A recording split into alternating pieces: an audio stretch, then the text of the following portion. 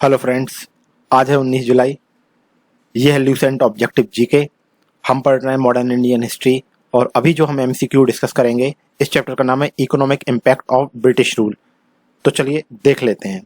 यहाँ पे सबसे पहला क्वेश्चन दिया हुआ है, what was the first cotton mill in India established.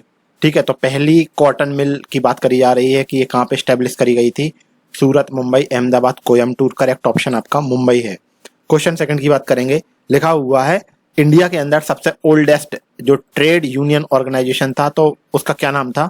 यहाँ पे चार ऑप्शन दिए गए हैं, Indian national trade union congress, centre union trade union, centre of Indian trade union. C option दिया है all India trade union congress. तो ये जो बॉडी है ये सबसे पुरानी थी। ठीक है, ये सबसे पुरानी ओल्डेस्ट ट्रेड यूनियन ऑर्गेनाइजेशन था इंडिया के अंदर। तो यहाँ पे आपका सी ऑप्शन करेक्ट हो जाने वाला है। क्वेश्चन थर्ड लिखा है where was the first iron and steel industry of India established. ठीक है, तो भारत के अंदर पहली आयरन और जो स्टील इंडस्ट्री एस्टेब्लिश करी गई थी वो जमशेदपुर में करी गई थी। क्वेश्चन फोर लिखा हुआ है the British introduced the railways in India in order to. ठीक है, तो जो ब्रिटिशर थे इन्होंने इंडिया के अंदर रेलवेज इंट्रोड्यूस करते हैं तो इनका पर्पस क्या रहता है। ए ऑप्शन दिया है promote heavy industry in India. ठीक है, तो ये तो कतई नहीं चाहते थे, इन्होंने हमारी इंडस्ट्री बर्बाद कर दी थी। बी ऑप्शन दिया है facilitate British commerce and administrative control. हाँ, ये बात सही है। रेलवे इंट्रोड्यूस इसीलिए करी गई थी ताकि जो ब्रिटिशर थे ये अपने कॉमर्स और जो एडमिनिस्ट्रेटिव कंट्रोल था इसको और आसान बनाना चाह रहे थे। Move food stuff in case of famine, तो ये कहाँ से फूड स्टफ हमको खिलाएंगे फेमाइन में। इन्होंने तो कई सारे इंडियंस को मर जाने दिया था फेमाइन के कारण। और डी ऑप्शन दिया है enable Indians to move freely within the country. ये तो पर्पस बिल्कुल नहीं था इन लोगों का। ठीक है, तो यहाँ पे बी ऑप्शन करेक्ट हो जाने वाला है। क्वेश्चन थर्ड फिफ्थ लिखा है during the colonial rule in India the permanent settle was introduced by. बोला जा रहा है कि इंडिया के अंदर जब कॉलोनियल रूल चल रहा था तो परमानेंट सेटलमेंट जो था तो ये किस वाइस रॉय ने इंट्रोड्यूस करा था इंडिया के अंदर। Lord Bentinck, Lord Cornwallis, Lord Curzon, Lord Wellesley. तो यहाँ पे बी ऑप्शन करेक्ट है, लॉर्ड कॉर्नवालिस ने परमानेंट सेटलमेंट ठीक है लेके आए थे ये। क्वेश्चन सिक्स की बात करेंगे। लिखा हुआ है the first railway line in India was open in the year. तो बोला जा रहा है कि भारत के अंदर जो पहली रेलवे लाइन थी वो कब शुरू करी गई थी, कब ओपन करी गई थी। तो करेक्ट ऑप्शन है आपका 1853। क्वेश्चन सेवन की बात करूंगा। लिखा हुआ है Gandhi's intervention in Ahmedabad mill strike in 1918 resulted in the enhancement of wages for the workers bye.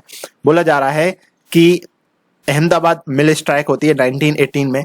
ठीक है, फिर उसमें गांधी जी आके अपना हस्तक्षेप करते हैं और फाइनली जो वर्कर्स रहते हैं उनके जो वेजेस रहते हैं उनको इनहेंस कर दिया जाता है। तो कितना वेजेस को इंक्रीज करा गया था, तो ये रहता है आपका 35%।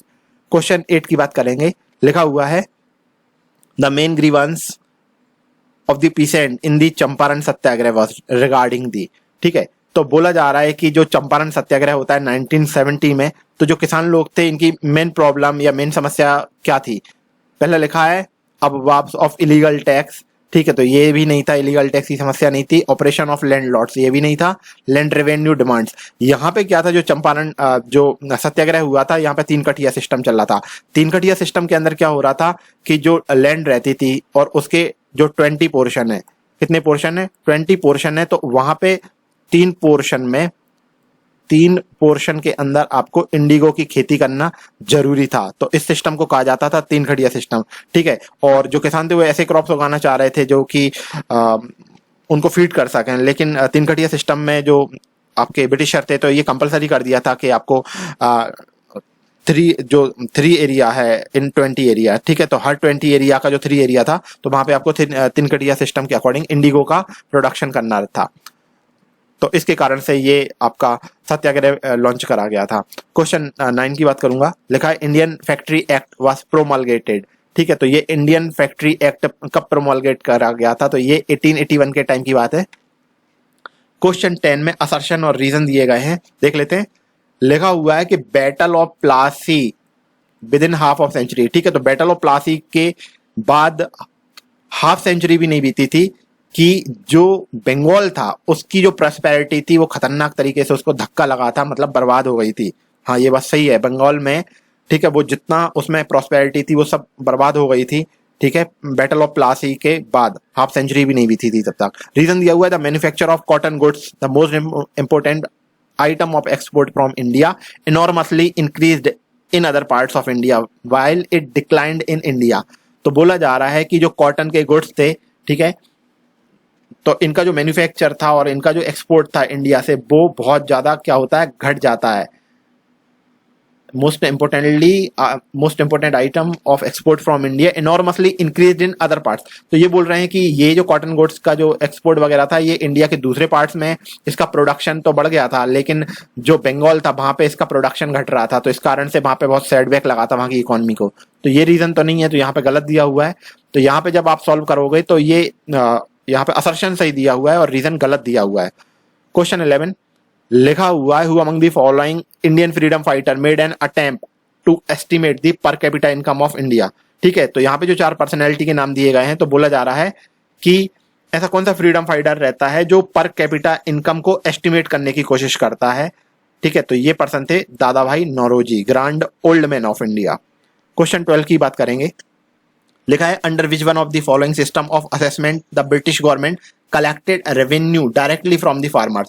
तो जो ब्रिटिशर थे ये कई सारे सिस्टम लॉन्च करे थे, रैयतवाड़ी सिस्टम, महलवाड़ी सिस्टम, जमींदारी सिस्टम। तो बोला जा रहा है कि ऐसा कौन सा सिस्टम रहता है जहां पे जो ब्रिटिश ऑफिशियल या जो गवर्नमेंट थी वो डायरेक्टली रेवेन्यू कलेक्ट कर रही थी फार्मर से, तो वो सिस्टम को बोला जाता था रैयतवाड़ी सिस्टम। क्वेश्चन 13 लिखा हुआ है, who among the following has started the public work department in India in 1848 sorry. तो बोला जा रहा है 1848 के टाइम पे इंडिया के अंदर पीडब्ल्यूडी डिपार्टमेंट किस पर्सन ने स्टार्ट करा था? Lord William Bentinck, Lord Dalhousie, Wellesley या लॉर्ड कॉर्नवालिस? तो लॉर्ड डलहौजी पीडब्ल्यूडी डिपार्टमेंट को इंट्रोड्यूस करते हैं 1848 में। क्वेश्चन 14 लिखा है, in which of the following years was the first railway line between Bombay and Thane laid? बोला जा रहा है कि बॉम्बे से थाने के बीच में पहली जो रेलवे लाइन थी या जो पहली रेल चली थी, तो वो किस ईयर में चली थी? तो ये आंसर है आपका 1853।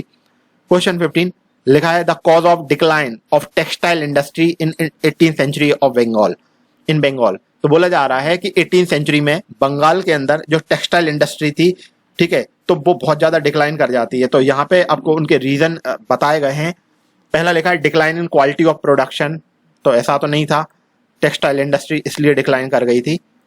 सेकंड दिया है non availability of raw material, ये भी गलत दिया है। लिखा है high tariff rates on export to Britain. ठीक है, तो ये जो टेक्सटाइल का प्रोडक्शन हो रहा था बंगाल में और ये इसको एक्सपोर्ट करके मनी कमाते थे, लेकिन जो ब्रिटिशर थे तो इन्होंने एक्सपोर्ट के ऊपर बहुत ज्यादा टैरिफ डाल देते हैं, हाई टैरिफ रेट डाल देते हैं, जिसके कारण से जो इंडस्ट्री रहती है यहाँ पे टेक्सटाइल इंडस्ट्री जो रहती है वो बर्बाद हो जाती है। हाई टैरिफ रेट के कारण जो एक्सपोर्ट रहता है कॉटन का ये बहुत ज्यादा घट जाता है। ठीक है, और इसके कारण जो बंगाल की इकोनॉमी थी इसको बहुत खतरनाक तरीके से सेटबैक लगता है। क्वेश्चन 16 की बात करेंगे। लिखा हुआ है कि first railway line were laid down in India under which British governor. बोला जा रहा है कि किस ब्रिटिश गवर्नर के टाइम पीरियड में इंडिया के अंदर पहली जो रेलवे लाइन थी सॉरी उसकी शुरुआत होती है, तो ये लॉर्ड डलहौजी का टाइम पीरियड रहता है। ठीक है, जब इंडिया के अंदर पहली जो रेलवे लाइन रहती है वो इंट्रोड्यूस करी जाती है। क्वेश्चन 17 की बात करूंगा। लिखा हुआ है, who is the exponent of the theory of economic drain of India during the British rule. बोला जा रहा है ब्रिटिश रूल के टाइम पीरियड पे इंडिया के अंदर थ्योरी ऑफ इकोनॉमिक जो ड्रेन थी, ठीक है, तो ये किसने प्रपोज करी थी, कौन इसका एक्सपोनेंट था? ठीक है, तो ये दादा भाई नौरोजी के बारे में बात चल रही है। दादा भाई नौरोजी वो पहले पर्सन थे जो कि ये थ्योरी देते हैं इकोनॉमिक ड्रेन ऑफ इंडिया, ठीक है, बाय ब्रिटिशर। तो यहाँ पे ए ऑप्शन करेक्ट हो जाने वाला है। क्वेश्चन 18 लिखा हुआ है, the English introduced ryotwari system. बोला जा रहा है कि जो इंग्लिश मैन थे, ब्रिटिशर थे, तो ये इंडिया के किस हिस्से में रैयतवाड़ी सिस्टम को लॉन्च करते हैं? ठीक है, तो ये था आपका मद्रास एंड बॉम्बे प्रेसिडेंसी। देखिए यहाँ पे जो वेरियस सिस्टम लेके आए थे, जैसे परमानेंट सेटलमेंट, तो जैसे जैसे इंडिया को जीतते जा रहे थे तो ये वहां पे नए नए सिस्टम को लॉन्च करते जा रहे थे। ठीक है, तो रैयतवाड़ी सिस्टम मद्रास बॉम्बे में करते हैं, बंगाल में ये लोग परमानेंट सेटलमेंट लेके आए थे, इस तरह से। क्वेश्चन 19 लिखा हुआ है, ये जो बुक थी poverty and the un British rule in India, तो ये किस पर्सन ने लिखी थी? तो वो पर्सन थे आपके दादा भाई नौरोजी। क्वेश्चन 20 लिखा है, who is credited with the introduction of permanent settlement and in Bengal and Bihar. ठीक है, तो ये परमानेंट सेटलमेंट बंगाल बिहार में इंट्रोड्यूस करा था, तो ये इसका क्रेडिट किस पर्सन को जाता था? ठीक है, तो ये लॉर्ड कॉर्नवालिस जो वाइसरॉय रहते हैं, तो इन्होंने ये इंट्रोड्यूस करा था परमानेंट सेटलमेंट। क्वेश्चन 21 की बात करूंगा। लिखा है who was associated with ryotwari settlement in of Madras. ठीक है, तो ये मद्रास में जो रैयतवाड़ी सिस्टम लाया गया था मद्रास बॉम्बे में, तो ये किसके द्वारा इंट्रोड्यूस करा गया था, कौन इसके साथ जुड़ा हुआ है? तो ये जो पर्सन था हेक्टर मुनरो, इन्होंने रैयतवाड़ी सिस्टम ये लेके आते हैं मद्रास के अंदर। क्वेश्चन 22 लिखा है permanent settlement was a feature of. ठीक है, तो ये जमींदारी सिस्टम के अंदर परमानेंट सेटलमेंट देखने को मिलता था। ए ऑप्शन यहाँ पे करेक्ट है। क्वेश्चन 23 लिखा हुआ है name of the journalist who wholeheartedly champion the cause of indigo movement. ठीक है, तो बोला जा रहा है कि उस जर्नलिस्ट का नाम क्या है जो पूरे अपने दिल से, ठीक है, इंडिगो मूवमेंट को सपोर्ट करता है। ठीक है, the cause of indigo movement, तो ये वो पर्सन था, उसका नाम था हरीश चंद्र मुखर्जी। क्वेश्चन 24 यहां पे हमें मैचिंग करना है। लिखा हुआ एक तरफ कुछ इंसिडेंट दिए गए हैं और इधर पे दूसरी तरफ सेटलमेंट के नाम दिए गए हैं और सेटलमेंट से जुड़ा हुआ यहाँ पे कुछ डाटा दिया हुआ है। यहाँ पे सबसे पहली बात लिखी है land allotted to big feudal landlords. तो ऐसा कौन सा सिस्टम रहता है जहाँ पे जो बड़े बड़े जो जमींदार थे, लैंडलॉर्ड्स रहते हैं, तो उनको जमीन दे दी जाती थी। तो ये वो सिस्टम था जिसको बोलते थे जागीरदारी सिस्टम। यहाँ पे जागीरदार होते थे, ठीक है, तो इनको लैंड अलॉट कर दी जाती थी और ये बड़े लैंडलॉर्ड थे, बिग फ्यूडल लैंडलॉर्ड्स होते थे। तो यहाँ पे पहले का पहला ही सही है। इसके बाद दूसरा लिखा हुआ है land allotted to revenue farmers और रेंट कलेक्टर्स। ठीक है, तो यहाँ पे दूसरी बात लिखी हुई है कि लैंड अलॉट कर दी जाती थी रेवेन्यू फार्मर्स को, ठीक है, रेंट कलेक्ट करने के लिए। Rent allotted to revenue farmers और रेंट कलेक्टर। यहाँ पे जो आपका हो जाएगा ये है आपका जमींदारी सिस्टम। यहाँ पे थर्ड लिखा हुआ है land allotted to each peasant with the right of sublet mortgage transfer. बोला जा रहा है कि ऐसा कौन सा सिस्टम रहता है जहाँ पे जो लैंड थी वो डायरेक्ट किसान को दे दी गई थी, पीसेंट को दे दी गई थी, और उनके पास ये अधिकार था कि जो उनको जमीन दी गई है तो उसको सबलेट कर सकते थे, मतलब किसी और पर्सन को दे सकते थे, मॉर्गेज ट्रांसफर गिफ्ट कर सकते थे, बेच सकते थे। ठीक है, तो ये रैयतवाड़ी सिस्टम था, यहाँ पे डायरेक्ट किसानों के साथ में कॉन्टेक्ट किया गया था। ठीक है, और लिखा हुआ है revenue settlement at village level, तो इसको महलवाड़ी सिस्टम बोलते थे। तो ये बात ध्यान रखिएगा।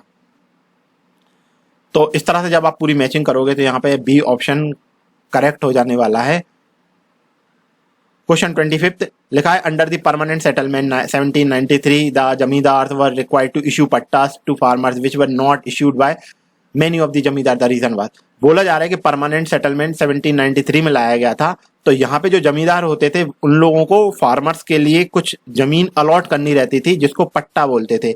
अब बोला जा रहा है कि ये जो कुछ जमींदार रहते थे तो वो ऐसा नहीं करते थे, तो यहाँ पे रीजन बताना है।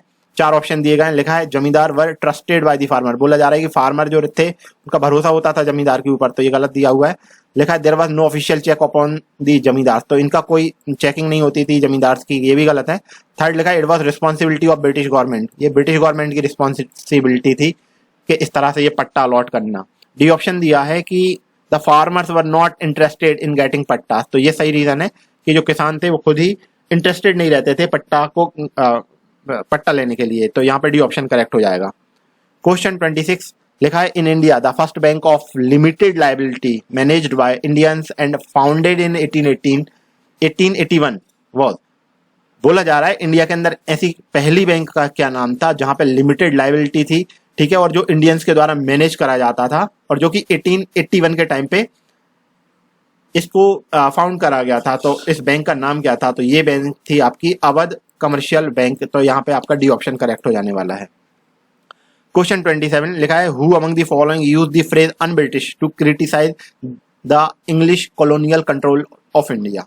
बोला जा रहा है कि ब्रिटिशर या जो इंग्लिश मैन थे, ठीक है, तो ये इंडिया को कंट्रोल कर रहे थे कॉलोनियल टाइम पीरियड पे, तो ऐसा कौन पर्सनैलिटी था जो इनके लिए एक फ्रेज यूज करता है जिसका नाम था अनब्रिटिश। अनब्रिटिश मतलब ब्रिटिशर से जो एक्सपेक्ट किया गया था वो नहीं कर रहे हैं, ठीक है, तो ऐसे लोगों को अनब्रिटिश बोला जा रहा था, इस तरह से उनको क्रिटिसाइज करते थे। तो वो पर्सन थे आपके Dadabhai Naoroji, grand old man of India. Question 28 लिखा है with reference to ryotwari system consider the following statement. Ryotwari system को लेके कुछ स्टेटमेंट दिए गए हैं। पहली बात लिखी है यहाँ पे, the rent was paid directly by the peasant to the government. ठीक है, तो रैयतवाड़ी सिस्टम है, रैयत का मतलब किसान होता है। ठीक है, तो इस सिस्टम के अंदर क्या था, जो पीसेंट रहता है, रैयत रहता है, वो डायरेक्टली गवर्नमेंट को अपना टैक्स पे कर रहा था या रेंट दे रहा था, तो सही बात लिखी हुई है। सेकंड लिखा है इसमें गवर्नमेंट के पट्टास टू रैयत, तो जो रैयत या जो किसान थे उनको गवर्नमेंट खुद पट्टा अलॉट कर रही थी, तो ये बात भी सही है। थर्ड लिखा है the land were surveyed and assessed by before giving tax. ठीक है, तो टैक्स देने से पहले टैक्स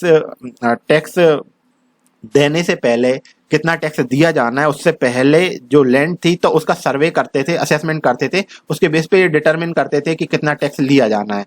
ये तीनों ही बातें रैयतवाड़ी सिस्टम को लेकर सही है, तो यहाँ पे 1 2 3 करेक्ट ऑप्शन है। और आज का लास्ट क्वेश्चन लिखा हुआ है, consider the following statement. The most effective contribution made by Dadabhai Naoroji to the cause of Indian national movement was that he.